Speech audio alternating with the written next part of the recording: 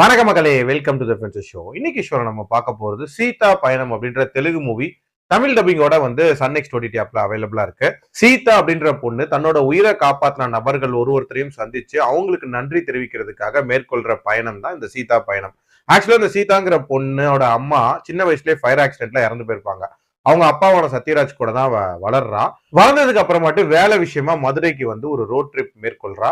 அந்த ரோட் ட்ரிப்ல ஹீரோவும் கூட லிஃப்ட் கேட்டு ஏறுறாரு. அண்ட் போற வழியில நிறைய நபர்களை சந்திக்கிறா.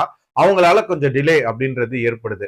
அந்த டிலே தான் அவளோட உயிரையே காப்பாத்துது அப்படின்னே சொல்லலாம். ஒருவேளை அவ டயத்துக்கு ரொம்ப சீக்கிரம் போயிருந்தா அவளும் ஃபயர் ஆக்சிடென்ட்ல இறந்து போயிருப்பா. பட் அதுல இருந்து தப்பிக்கிறா. சோ இந்த டிலேக்கு காரணமான நபர்கள் ஒருத்தருக்கும் நன்றி தெரிவிக்கணும் அப்படின்றதுக்காக ஒரு பயணத்தை மேற்கொள்றா. இந்த ஜேர்னி எப்படி இருந்துச்சுன்னு சிம்பிளா சொல்லணும் அப்படின்னா, நீங்க இப்ப ஃப்ரெண்ட்ஸோட ஒரு ட்ரிப் பிளான் பண்றீங்கன்னு வச்சுக்கோங்களேன். ஒரு ஜாலியா வைப் பண்ணணும்னு நினைக்கிறீங்க. ஆனா வண்டியை ஸ்டார்ட் பண்ண உடனே எல்லாம் படுத்து தூங்கிட்டாங்கன்னா எப்படி ஒரு ஃபீல் இருக்குமோ, கிட்டத்தட்ட அந்த மாதிரியான ஒரு ஃபீல் தான் இந்த படம் கொடுத்துச்சு. எமோஷனல் ஜேர்னின்றாங்க. எந்த ஒரு இடத்துலயுமே எமோஷன்ஸ் அப்படின்றது ஒர்க் அவுட் ஆகவே இல்லை. ஒரு கேரக்டருக்கும் நடக்கக்கூடிய சம்பவங்கள் இருக்குல்ல, அது எல்லாமே ஃபோர்ஸ்ஃபுல்லா ஒரு மாதிரி சினாரியோஸ் கிரியேட் பண்ண மாதிரி இருந்துச்சு. அதுலயும் இந்த லவ் போர்ஷன் அப்படின்றதெல்லாம் பயங்கர செயற்கைத்தனமா இருந்துச்சு. இதுல மெசேஜ் சொல்றேன் அப்படின்ற மாதிரி சில இடங்கள்ல பயங்கரமா மொக்க வேற போட்டிருந்தாங்க.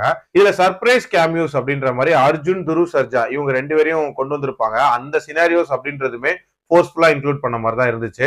அண்ட் கிளைமேக்ஸ் எல்லாம் பாத்தீங்கன்னா ஒரு கட்டத்துல நான் படம் முடிஞ்சிருச்சுன்னு நினைச்சேன். அதுக்கப்புறம் ஒரு அரை மணி நேரம் தேவையே இல்லாத ஒரு கண்டென்ட்டை வச்சு கொண்டு போயிருந்தாங்க. அது என்னன்னா, ஹீரோ ஹீரோயின் சேருவாங்களா மாட்டாங்களா அப்படின்ற மாதிரியான ஒரு விஷயம்.